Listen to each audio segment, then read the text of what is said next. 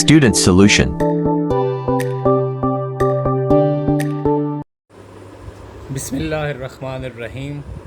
अल्लाहुम्मा सल्लि अला मुहम्मदिन व आले मुहम्मद व अज्जिल फ़रजहुम। अस्सलामु अलैकुम स्टूडेंट्स, क्या हाल हैं? उम्मीद है आप सब ठीक होंगे। स्टूडेंट्स, आज हम बात करेंगे terms associated with waves. Waves के साथ मुंसलिक कुछ अहम बातों की, या हम अपना क्वेश्चन इस तरह से ले सकते हैं, डिफ़ाइन द फॉलोइंग। आपने ये डेफिनेशन लेनी है। ये वो तमाम टर्म्स हैं, तमाम बातें हैं जो वेव्स के साथ मुंसलिक हैं और बहुत ज़्यादा इम्पोर्टेंट हैं। सबसे पहले स्टूडेंट्स, हमें डिफ़ाइन करना है क्रस्ट। क्रस्ट क्या है? देखें, द हाईएस्ट या upper part of the wave is called crust. Waves का जो ऊपर वाला पार्ट आपको नज़र आ रहा होता है, हम उसको क्रस्ट बोलते हैं। यहाँ पे स्टूडेंट्स देखें, आपको एक वेव्स नज़र आ रही है। ये वेव्स हमारे पास बन रही है। इस वेव्स का ये अपर पार्ट है, ये लोअर है, ये लोअर है, ये अपर है। जो वेव्स का ऊपर वाला पार्ट है स्टूडेंट्स, हम उसको क्रस्ट बोलते हैं। जैसे लास्ट टाइम हम रिपल टैंक की बात कर रहे थे। रिपल टैंक के अंदर जो वेव्स बनती हैं, वहाँ पे क्रस्ट और ट्रफ नहीं होते, वहाँ पे डार्क और ब्राइट पॉइंट्स होते हैं। स्प्रिंग के अंदर अगर हम बात करें, वहाँ पे क्रस्ट और ट्रफ नहीं होंगे, वहाँ पे हमारे पास कंप्रेशन और रिफ्रैक्शन होंगे। यहाँ पे स्टूडेंट्स हमारे पास है नेक्स्ट ट्रफ। अब ट्रफ क्या है? The lowest part of the wave is called trough. जो वेव का लोअर पार्ट आपको नज़र आ रहा है, यहाँ पे देखें, ये ऊपर वाला पार्ट है, ये नीचे वाला है। ये जो आपको नज़र आ रहे हैं नीचे वाले पार्ट। क्रस्ट क्या था स्टूडेंट्स? हमारे पास द हाईएस्ट या upper part of the wave. और अब ट्रफ की हम बात करते हैं, the lowest part of the wave. Wave का जो नीचे वाला हिस्सा होता है, ये देखें, ये नीचे की तरफ जो है, ये दिस इज़ कॉल्ड ट्रफ। उसके बाद नेक्स्ट है हमारे पास वेव लेंथ। यहाँ पे जैसे अभी हमने बात की क्रस्ट और ट्रफ की, स्टूडेंट्स अगर दो कंसेक्टिव क्रस्ट या ट्रफ के दरमियान में, जैसे यहाँ पे मैं ट्रफ ले रहा हूँ, ये देखें, ये एक ट्रफ है, एक ये ट्रफ है। इन दो ट्रफ के दरमियान में जो फासला होगा, that is called one wave length. ये वेव की लेंथ होती है, ये वेव की लंबाई होती है। हम इसको लैम्डा से शो करते हैं।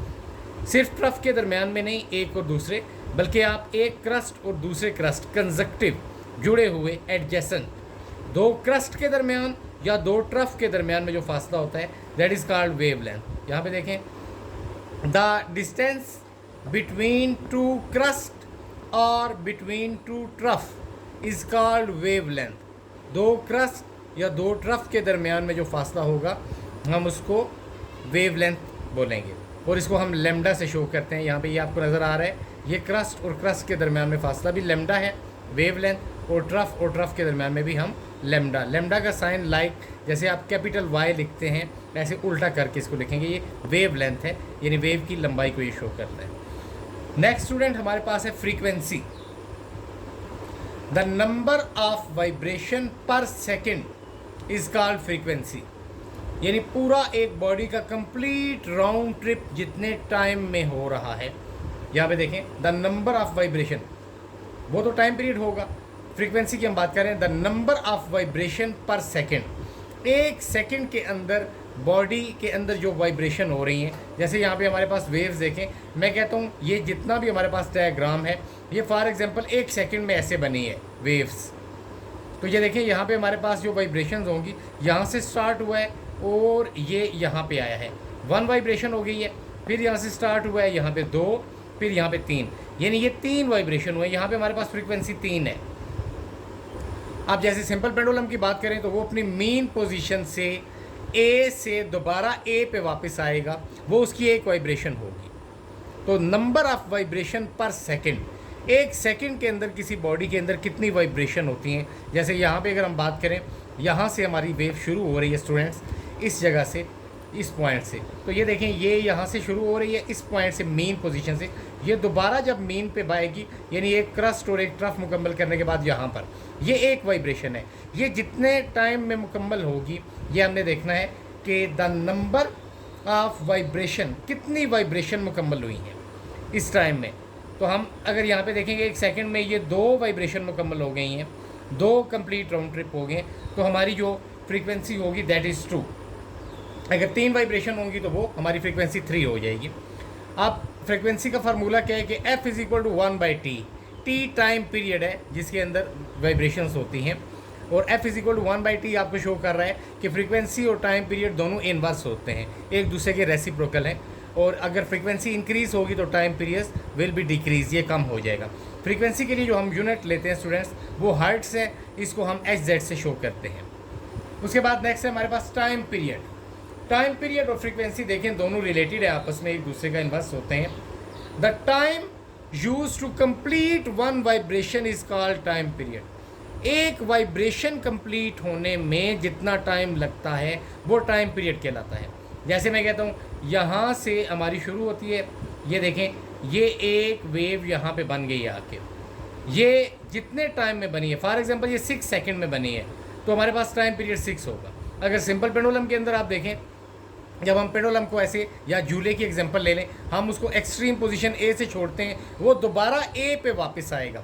हम देखेंगे ये कितने टाइम में आया है। अगर वो 2 सेकंड में आया है तो हम इसको बोलेंगे कि हमारे पास जो टाइम पीरियड है वो 2 सेकंड है। तो द टाइम, वो time use to complete one vibration, जो एक वाइब्रेशन कंप्लीट होने में लगता है, that is called time period. और T is equal to 1/f। यहाँ पे जैसे हमने बात की थी f और t आपस में रेसिप्रोकल होते हैं, और टाइम पीरियड को हम कैपिटल T से शो करते हैं, और इसका यूनिट सिंपल सेकंड है। एक और चीज़ स्टूडेंट्स यहाँ पे हम डिस्कस करेंगे कि देखें ये जो मीन पोजीशन हमारे पास होती है वेव्स की, मीन से आइदर ये ऊपर की तरफ जा रही है मैक्सिमम, या नीचे की तरफ आ रही है, यानी the maximum displacement from the mean position, चाहे ये क्रस्ट बन रहा है या ट्रफ बन रहा है, जो मीन पोजीशन से मैक्सिमम डिस्प्लेसमेंट होता है स्टूडेंट्स, इसको हम एम्पलीट्यूड बोलते हैं। तो एम्पलीट्यूड की डेफिनेशन क्या होगी? The maximum displacement from the mean position. जैसे यहाँ पे हम बात करें तो ये हमारे पास मीन पोजीशन है, यहाँ से आप ऊपर की तरफ जितना गए हैं उतना ही नीचे की तरफ आ जाएं। तो ये जो मैक्सिमम डिस्प्लेसमेंट कवर किया है मीन पोजीशन से हमने आइदर अपर या लोअर साइड पे, दैट इज़ कॉल्ड एम्पलीट्यूड। उम्मीद है students the terms associated with waves आपको समझ आया होगा। नेक्स्ट वीडियो के अंदर हम इंशाल्लाह वेव्स के साथ मुंसलिक मज़ीद बातें करेंगे। तब तक के लिए अल्लाह हाफिज़। Thanks for watching. Thanks for watching.